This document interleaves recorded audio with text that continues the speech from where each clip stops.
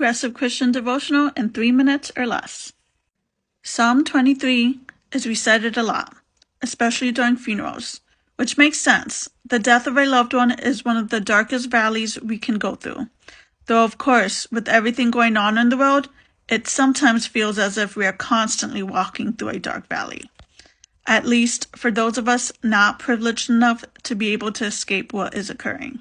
Because this psalm is so popular, its impact can become dulled.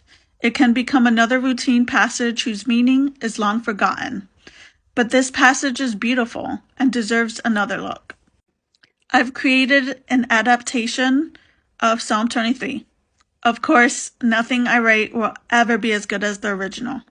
And it is important to note this is not an alternative translation. It is not an alternative translation. That requires training in biblical languages that, I'm honest, I do not have. But sometimes hearing something in a new way can enable us to better absorb the meaning behind the passage.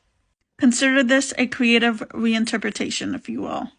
The Lord is my mother, tenderly embracing me in her arms as I sleep.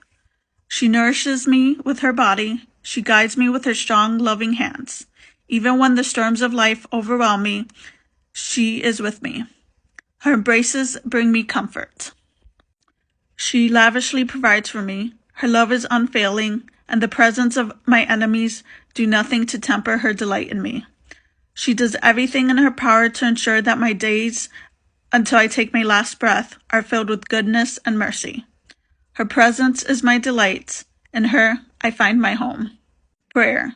God, help us to be willing to hear Scripture in new and fresh ways. Reflection.